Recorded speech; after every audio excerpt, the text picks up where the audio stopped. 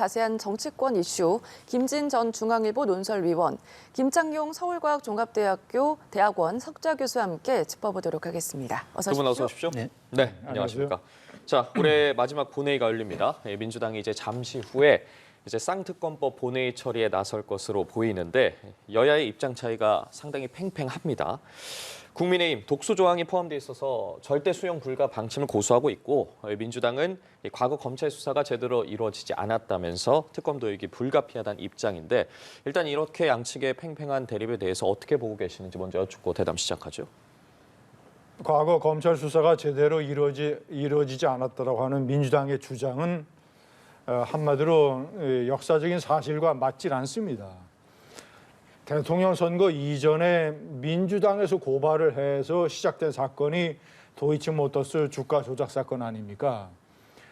문재인 정권 하에서 근 2년 정도에 걸쳐가지고 철저하게 수사가 이루어졌어요. 그 수사를 담당하는 실무 최고 지휘관이 이성윤 서울중앙지검장이었습니다. 이성윤 서울중앙지검장은 문재인 대통령의 경희대학교 법대 후배로서 호남 출신의 검찰 황태자로 불리던 인물 아닙니까? 검찰의 실무 권력을 쥐고 있던 사람이에요.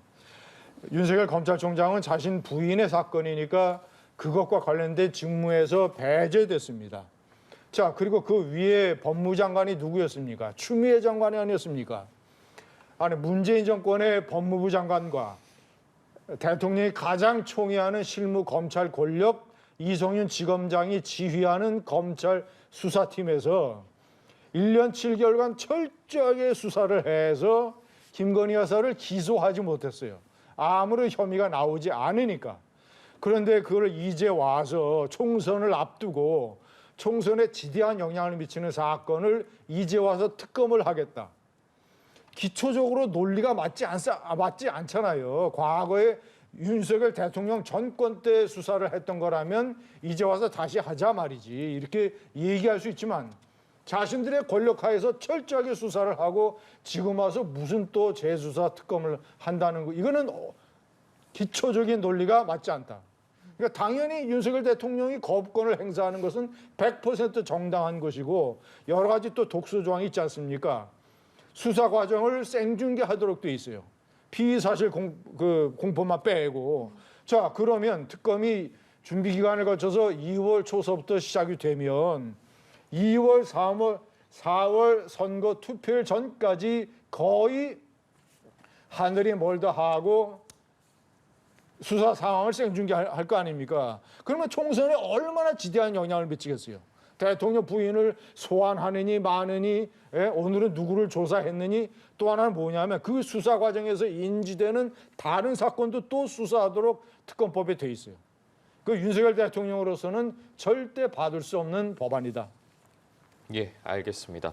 자, 특검법 처리에 대해서 여야가 이렇게 팽팽한 입장을 펼치고 있거든요. 예, 당시에도 사실 여야 합의가 되지 않아서 패스트트랙이라는 그런 국회의 신속 법안 처리 시스템에 올린 것이거든요. 그게 이제 오늘 본회의에 자동 이제 올라왔는데 저는 여야가 그 당시에 하지 못한 숙제를 지금이라도 해야 될 이런 상황에 왔는데 그 내용을 돌이켜보면 김건희 여사에 대한 특검법은 수차례 수사를 했다고 그러고 철저하게 틀었다고 하는데 그 이후에도 보면 재판 과정에서 이미 이 김건희 여사의 계좌가 이 사용됐다는 정황도 나왔고 또 녹취록까지 공개가 됐고 통정 매매가 있었다는 사실까지 추가적으로 드러났고 이런 수사거리가 차고도 넘치는데 과거 얘기를 하면서 지금은 수사할 수 없다는 논리를 내세운다는 것은 국민을 설득할 수 있겠느냐는 것이죠. 왜냐하면 국민의 거의 70% 이상이 넘는 절대 다수가 특검은 그러니까 김건희 여사에 대한 수사는 필요하다는 의견을 내고 있고 또 과거에 보면 여당에서 특검을 반대하는 자가 범인이다. 이런 주장까지 했기 때문에 지금 이 사안은 어떤 논리로든 추가로 드러난 증거라든가 그리고 국민적 여망이라든가 또 법 앞에는 누구나 평등해야 된다는 이런 논리 이런 것들을 봤을 때는 불가피하지 않느냐. 그래서 만약 탈탈 털어서 아무 것이 없다면 그걸로 깨끗하게 자신을 입증시키면 된다. 그런데 특검 자체를 거부한다는 것은 국민의 뜻을 저버리는 그런 결과가 될 것이다. 이렇게 봅니다. 예, 두 분의 입장만큼이나 이렇게 여야가 팽팽하게 대립을 하고 있는데 그런데 어쨌든 현실적으로 국민의힘으로선 이 다수 의석을 차지한 야당의 강행 처리를 막을 수 있는 방법이 없는 상황이지 않습니까? 일단 통과는 된다고 봐야겠죠. 통과되겠죠. 예. 그리고 윤석열 대통령이 거부권을 행사하겠죠. 그리고 왜 거부권을 행사하는지에 대한 정당한 설명을 또 상세하게 하겠죠. 추가적인 증거가 드러났다고 하는데 김건희 여사의 증권 계좌가 주가 조작에 이용됐다라고 하는 것은 문재인 정부의 검찰 수사 과정에서 다 나온 거예요, 다. 그리고 김건희 여사보다도 돈을 더 많이 투자를 했던 최대 전주들에 대해서도 검찰이 기소를 하지 않았습니다. 이미 그때 중요한 수사의 내용들은 전부 다 결말이 젖은 거고. 자, 그리고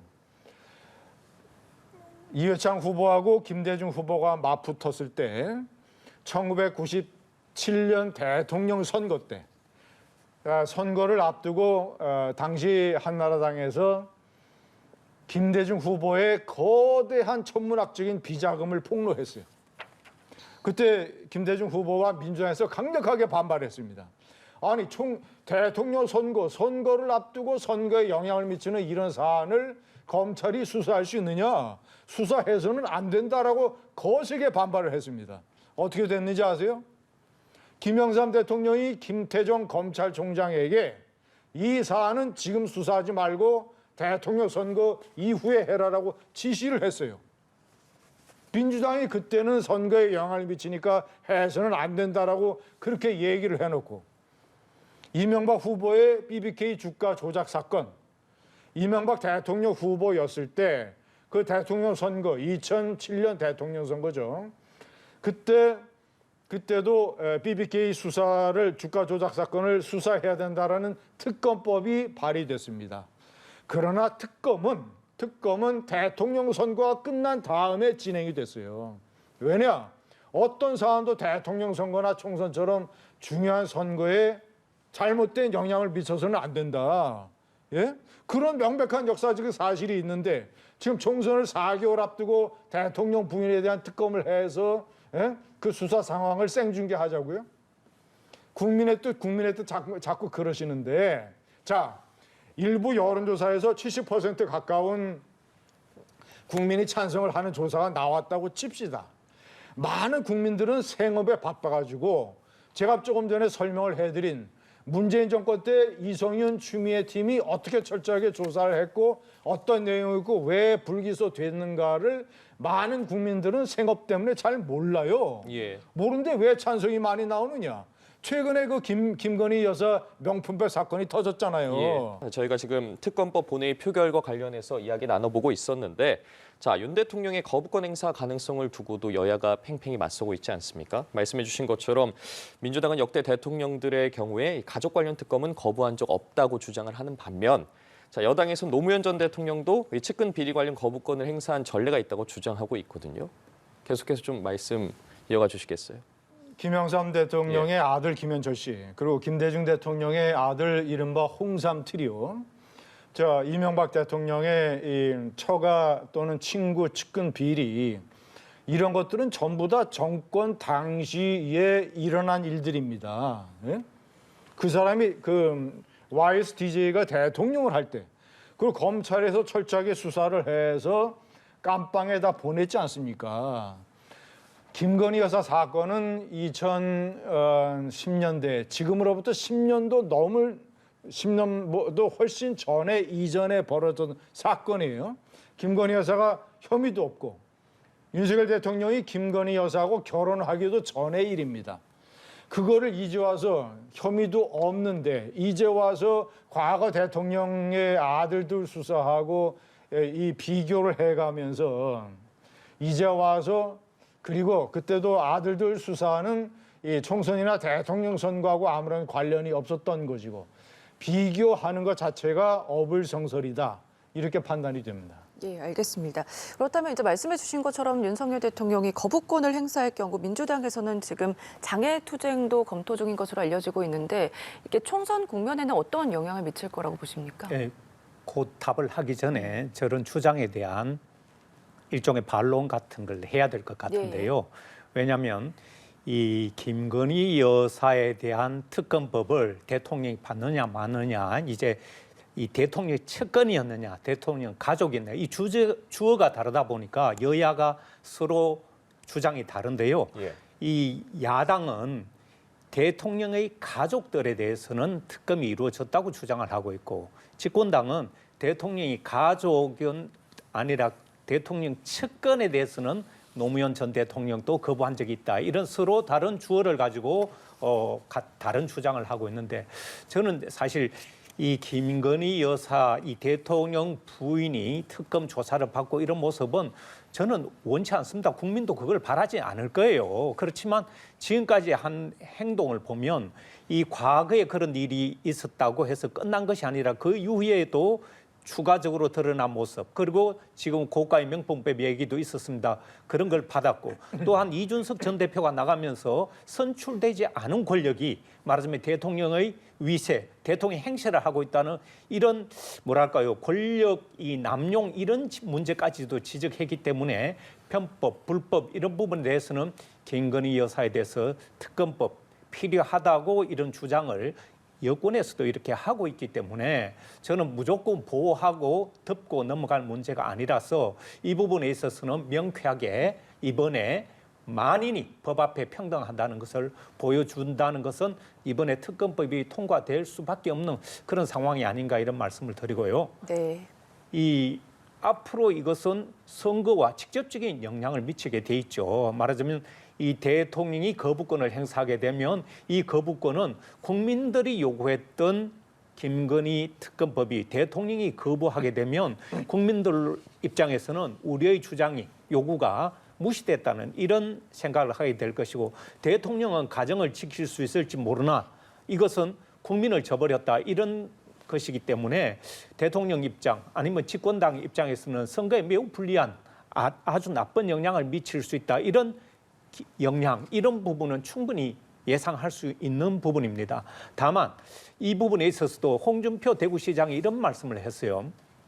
그 당시 왜 집권당을 향해서 문제를 해결할 수 있는 것을 해결하지 못하고 지금 이렇게 공공한 처지로 왔는가라는 자체의 얘기를 했는데요. 그렇습니다. 정치권이 그때 그 일을 했더라면 지금 이런 시기 문제나 이 법 자체를 가지고 논란을 벌이지는 않았을 텐데 지금 시기적으로 매우 좋지 않은 특검법을 다루기에는 그런 상황이 됐다는 걸 말씀드리고 싶습니다. 예, 알겠습니다. 오늘 본회의에서 특검법이 통과된다면 여야 관계도 더욱 경색될 것으로 전망이 되는데 한동훈 위원장과 또 이재명 대표가 상견례를 앞두고 있지 않습니까? 어떻게 보세요? 오늘 같은 날에 뭐 상견례는 좀 분위기가 안 맞지 않습니까? 자, 그리고 이제 뭐 그건 이제 의례적인 절차니까 뭐 언제 하든지 그건 큰 중요한 의미가 없는 것으로 보여지는 것이고 방금 전에 민주당에서 내세우는 대표적인 두 가지 논리를 제시했지 않습니까? 뭐 국민의 뜻이다. 뭐 70% 가까운 사람들이 여론조사에서 김건희 특검법을 찬성을 한다. 자, 그리고 이 야당에서 얘기하는 이 법에 따라서 특검법을 통과시키는 것이다. 두 가지 논리가 제가 봤을 때는 다 허망한 논리예요. 자, 그러면 야당이 법을 통과시키면 법에 따라서 잘못된 법안에 대해서 대통령이 거부권을 행사하도록 규정한 것은 헌법의 권리입니다. 헌법의 권리. 대통령은 헌법에 따라서 거부권을 행사하는 거예요. 자, 그리고 국민의 뜻 자꾸 그러는데 여론조사를 해보면 이재명 대표가 사법 리스크가 많으니까 이재명 대표 체제로 총선을 치르면 안 된다라고 주장하는 사람들이 괜찮다고 주장하는 사람들의 따블이에요. 2배입니다. 그러면 국민의 뜻에 따라서 이재명 대표가 물러나야죠. 먼저 국민의 뜻 한다면 제가 거듭 말씀드리지만 국민의 뜻이 최근에 그런 여론조사가 높아진 것은 김건희 특검법에 대해서 명품백 사건 때문에 명품백 사건 그것도 제가 봤을 때는 아주 총선에 맞춰서 정략적으로 저희가 이렇게 기획이 됐습니다. 왜냐? 그 친북주의 목사가 소목시계에다가 몰래 카메라를 딱 장착해가지고 이 들어가서 김건희 여사 명품백 받는 장면을 찍은 게 언제입니까? 작년 9월이에요. 작년 9월. 대통령실이 그런 일을 해서는 안 된다라는 애국적인 목적으로 몰래 카메라를 찍었다고 하는데, 그러면 작년 9월 달에 그것을 폭로를 해서 다시는 그런 일이 벌어지지 않도록 만들어야 될 거 아니에요. 그게 애국적인 동기잖아요. 그게. 그런데 딱 1년 열흘, 한 1년 2개월 정도 딱 가지고 숨겨놓고 있다가 김건희 여사 특검법 전국에 논란이 되니까, 총선이 가까우니까 슬그머니 이제 와서 폭로라고 해서 냈단 말이에요. 이 모든 것이 다 정략과 저희가 있는 총선용 이런, 그러니까 윤석열 대통령이 이걸 어떻게 돌파할 거로 저는 보냐면, 자 보십시오. 거부권을 100% 행사를 합니다. 그리고 내년 초순에 거부권을 행사를 하는데, 그거에 즈음해서 전후에 즈음해서 신년 기자회견을 할 거예요. 그 신년 기자회견에서 두 가지를 얘기할 걸로 봅니다. 하나는 왜 거부권을 행사할 수밖에 없었느냐 하고, 명품백 사건에서 이것이 참으로 야비한 충격이지만, 하지만 어쨌거나 그런 일이 대통령실에서 벌어졌으니까 내가 국민에게 사과드리고 내 부인인 김건희 여사가 국민들에게 사과드린다. 김건희 여사의 대국민 사과가 별도로 있을지도 몰라요. 이런 일을 한동훈 비대위원장이 만들어낼 것으로 저는 보는 거예요. 그러면 김건희 여사 특검법 전국을 정면으로 돌파하고 대국민 사과를 통해서, 이러면 총선에서도 윤석열 정권이 불리하지 않을 것이다. 이렇게 보는 것이죠. 예. 앞서 한동훈 위원장과 이재명 대표가 좀 설전을 이어가기도 하지 않았습니까? 어떻게 보셨어요? 한동훈 위원장이 다분히 이재명 대표에 대해서 도발적인 발언들을 많이 해내고 있고, 연일 그런 모습을 보면서 이게 우연이 아니고 계산된 발언이구나. 왜냐하면 한동훈 위원장은 지금 이재명 대표와 이런 자신의 몸집을 불리면서 이 대결 구도를 이렇게 이어가면서, 말하자면 윤석열 대통령을 제외하고 자신과의 대결 구도를 고착화시켜 나가는 전술로 이재명 대표를 공격하는, 그것도 아주 날선 발언으로 이렇게 하는 것을 보면서 이것이 앞으로 선거에 어떤 영향을 미칠지는 모르겠지만 당분간은 만나기가 쉽지 않을 것이고, 또한 이런 효과를 극대화시킬 수 있는 그런 시점에서 만남을 조율하지 않을까, 저는 그렇게 보았습니다. 예, 알겠습니다. 어떤 결과가 나올지는 저희가 계속해서 보도해 드리도록 하고요. 이 내용도 좀 짚어보겠습니다. 한동훈 비대위 인선 결과가 발표가 됐습니다. 공언한 대로 7, 8고지대를 전면 배치한다, 이런 얘기가 계속해서 나왔는데, 보신 것처럼 젊은 비정치인 출신 인사들이 전면에 배치가 됐거든요. 전략 어떻게 좀 보셨습니까? 그 임명직 8명, 예. 8명 중에서 가장 핵심적인 인사는 김경률 공인회계사입니다. 김경률 공인회계사는 옛날에 이 노동운동가 출신이에요. 좌파. 자, 그런데 이제 이 참여연대에 들어가서 20년 동안 봉직을 하지 않았습니까? 문재인 정권이 참여연대 정권이라고 불릴 정도로 조국을 비롯해서 참여연대에서 간부를 했던 사람들이 정권에 많이 들어갔어요. 그런 이 문재인 정권의 주요한 지지 시민단체였던 참여연대의 경제감시센터장이라고 하는 아주 요직을 맡았던 김경률 회계사가 조국 사태 때 정면으로 문재인 정권에 대해서 반기를 들었어요.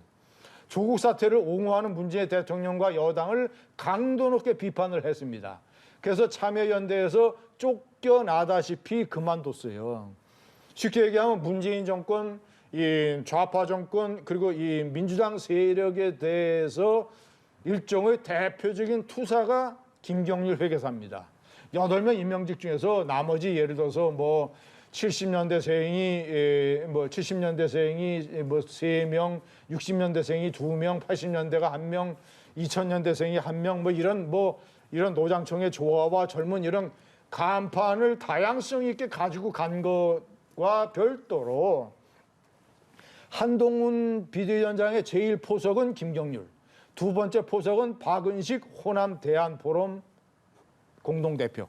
이 사람은 호남 출신으로서 이른바 이제 호남의 친민주당 진영 논리에 대해서 그동안 아주 거세게 싸웠던 이른바 이제 이 호남의 대표적인 보수 농객이에요. 박은식. 김경률, 박은식 이 양쌍두마차로 해서 비대위원회를 자신이 이 수락연설에서 밝힌 것처럼 대민주당 투쟁 전선이 가장 앞에 포진을 시킨 것이죠. 저는 그 사람들이 앞으로 핵심적인 역할을 방송이나 이런 데 나와서 상당히 그런 역할을 할 걸로 봅니다. 예, 어쨌든 지금 민주당과의 차별화를 노린 것이다. 앞서서도 이런 얘기가 좀 있었거든요. 어떻게 좀 보셨습니까? 예, 보시다시피 정치인보다는 비정치인들 중심으로 인선을 했고요.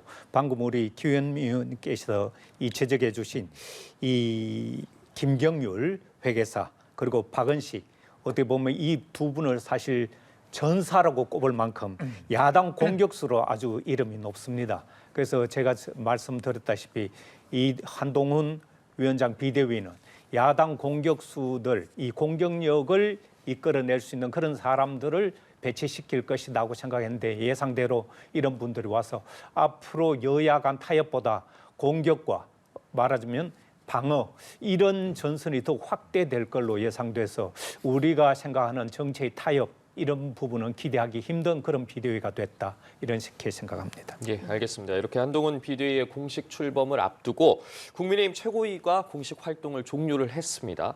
각종 설화와 보선 참패로 좀 시련이 많았다는 이야기도 나오는데 어떻게 평가하십니까? 가장 결정적으로는 이 강서구청장 선거의 참패를 도저히 돌이킬 수가 없는 것이죠. 김기현 대표 체제가 윤석열 대통령의 전폭적인 지원을 받아서 나경원 전 의원을 주저앉히고 그리고 안철수 후보에 대해서 집중적으로 이 국민의힘의 당원 중에서 윤석열 대통령을 지지하는 그룹이 안석열 누굽니까? 안 후보에 대해서 굉장히 집중적인 공격을 했잖아요. 그래서 윤석열 대통령의 최고위원회다. 윤석열 대통령의 대리인이 김기현 대표다. 이렇게 해서 이제 한동안 잘 나갔는데 결정적인 한계, 대통령과의 수직적 단관관계다. 이 용산 대통령실의 여의도 출장소다. 김태우 후보를 공천 강행한 그래서 17%포인트 차이로 강서구청장 선거에서 대패를 하고 그 이후에 여러 가지 운도 없었어요. 인유한 혁신이라고 하는 것을 띄웠는데 역시 인유한 혁신이도 별다른 성과를 내지 못하고 물러나고 그래서 불행한 최고위원이었다 이렇게 봅니다. 예, 강서구청장 선거 대패 등을 언급하면 좀 불행한 최고위원회였다 말씀을 해주셨는데 출범한 지 296일 만에 활동을 종료했거든요. 어떻게 보셨어요? 최고위 존재감이 있었습니까? 사람들이 기억합니까?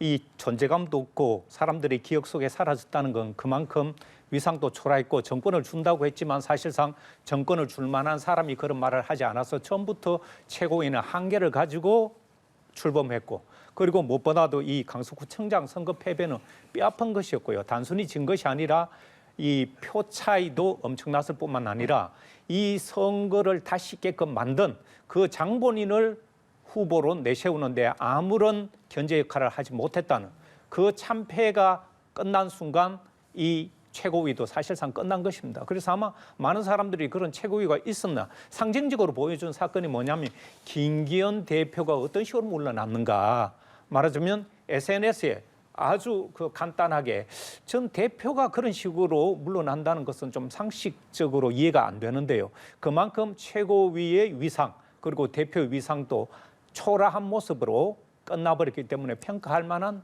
대상도 되지 못한다 이런 생각이 듭니다. 네, 민주당 상황도 좀 살펴보겠습니다. 이낙연 전 대표 측의 기자회견 후폭풍이 이어지고 있는 상황인데 남평호 전 민정실장이 대장동 의혹을 처음에 언론에 제보한 게 본인이다. 이렇게 얘기를 하면서 당내 갈등이 고조되고 있는 상황이거든요. 우선은 이 같은 내용을 밝힌 이유부터 좀 들어볼까요? 저도 참 놀라운 모습이었는데요. 대선 때 그러한 공작이 사실상의 공작이 당내에서 그것도 자당의 후보를 상대로 일이 일어났고 그것을 본인이 직접 했다고 밝히는 이 과정이 정말 의도가 무엇인가? 일각에서는 이게 이제 결별을 예고하는 이 전 단계가 아니냐 이렇게까지 평가하는데 저는 이낙연 전 대표는 민주당의 자산입니다. 그리고 민주당에서는 매우 소중한 분이고 민주당에 있을 때 빛이 나지 이분이 신당으로 가고 그 최측근이 저런 식의 행보를 보이고 이런 것들이 사전에 교감 없이 이루어졌을까 이런 것을 이제 생각하게 되면 이낙연 전 대표께서는 굉장히 돌이킬 수 없는 길을 가고 있는 것이 아니냐 이런 우려가 드는데요. 저는 이낙연 대표가 민주당에 계실 때는 빛나는 보석이지만 나가게 되면 상당한 비난과 또 다른 평가에 몰릴 걸로 보는데 왜 그렇게 보느냐면 이준석 전 대표가 신당을 창당할 때는 이준석 대표는 마이너스 3선이라고 할 정도로 패배와 좌절의 경험을 소중하게 쌓았고 또 당대표에 당선되는 그러한 값진 경험들이 신당을 창당하는 큰 도움이 되겠지만 이낙연 전 대표 같은 경우는 사실은 꽃길만 걸어왔고 민주당 안에서 성장했던 정치인이기 때문에 신당이라는 곳에 만약 저런 식으로 가게 되면 민주당 안에서 빛났던 그런 잠재력과 그런 저력들은 새로운 평가를 받게 되고 그때 우리 김 전 대표 우리 위원께서 말씀하셨지만 이 이낙연 대표는 지금 인생의 최고 어려운 순간을 맞이하고 있는데 저도 공감합니다. 저는 이 상황에서 어떤 선택을 하느냐가 남은 그리고 지금까지 쌓아왔던 자신의 탑 전체를 판단해버리는 매우 중대하고도 결정적인 순간이 되기 때문에 저는 끝까지 이분의 마지막 모습을 지켜봐야 될 것이다 이렇게 봅니다. 네, 민주당에서는 지금 계속 통합을 강조하고 있는 상황에서 어쨌든 지금 같은 상황이 벌어졌을 때 뭐 후폭풍이 계속해서 이어지는 거 아니냐 이런 우려 섞인 목소리 나오고 있거든요. 당연하죠. 앞으로는 어떻게 흘러갈 거라고 보십니까? 그래서 저는 민주당에서 이낙연 전 대표가 탈당을 하거나 신당을 창당하게 된다는 것은 민주당의 분열로 이어지기 때문에 이 선거를 앞두고 민주당의 분열은 곧 통합 정치에는 배치되는 모습이기 때문에 아마 끝까지 이재명 대표가 손잡기 위해서 노력하고 지금 또 이 연락을 취하고 SNS를 보내고 있지만 응답이 없다는 거지 않습니까? 저는 끝까지 그런 모습을 보일 걸로 생각하고 있고 다음 주에 아마 이 문 전 대통령과 만남이 예상돼 있고 그 예정대로 만났을 때 또 다른 측면 지원을 요구해서 어떻든 통합하는 모습을 끝까지 보일 것으로 그렇게 예상하고 있습니다. 네, 지금 뭐 민주당 상황 어떻게 좀 평가하세요? 그 폭로자가 이낙연 국무총리 때 민정실장을 했던 이런 이 최측근 아닙니까? 민정실장이라고 하는 것은 이제 이 시중에 떠도는 각종 의혹이라든가 여론, 평판 이런 것들을 수집을 해서 국무총리한테 보고를 하는 자리인데 남 실장의 주장에 따르면 내가 민정실장으로서 대장동에 관한 여러 가지 의혹의 얘기가 시중에 떠도는 것을 내가 수집을 했다. 그래서 사람들도 만나고 이것이 어떻게 된 일인가 이런 것을 자기가 조사를 해서 이낙연 총리에게 보고하지 아니하고 자기가 혼자 비밀리에 경제신문이죠. 그 칼럼을 쓴 언론인에게 내가 제보를 했다. 이런 것을 시인하는 이런 내용을 밝힌 것 아니겠습니까? 자, 이것은 이제 뭐 이낙연 전 총리에게 어쨌거나 도움이 될 만한 사안은 아니고 현재 민주당의 강성 지지자들 또는 이런 당원들 사이에서는 그런 일이 있으면 대통령 후보 경선 국면에서 당당하게 이재명 후보는 이런 문제를 검증하라 라는 식으로 문제를 제기하는 것이 마땅하지 몰래 어떤 이 지방의 언론인에게 제보를 해서 그것이 사회적인 문제가 되고 이재명 후보뿐만 아니라 민주당 전체에게 일종의 압력이 되는 어려운 상황을 그렇게 만든 것이 과연 올바른 방법이었느냐라는 공격을 강성 지지 세력으로부터 지금 받고 있는 것이죠. 예. 그러니까 시간이 없으니까 남 실장이 자인하고 나섰고 내용을 나는 이낙연 총리에게 보고하지 않았다라고 주장을 하는데 과연 그렇게 중요한 내용을 민정실장이 국무총리에게 보고하지 않았을까? 그런 의문이 남는 것이고 어쨌거나 이낙연 전 대표에게는 최종적인 악재라고 생각을 합니다. 예, 알겠습니다. 오늘 두 분 말씀이 여기까지 듣죠. 여야의 특검법 대치 등 자세한 정치권 이슈, 김진 전 중앙일보 논설위원, 김창룡 서울과학종합대학원 석좌 교수와 함께 짚어봤습니다. 고맙습니다. 맞습니다.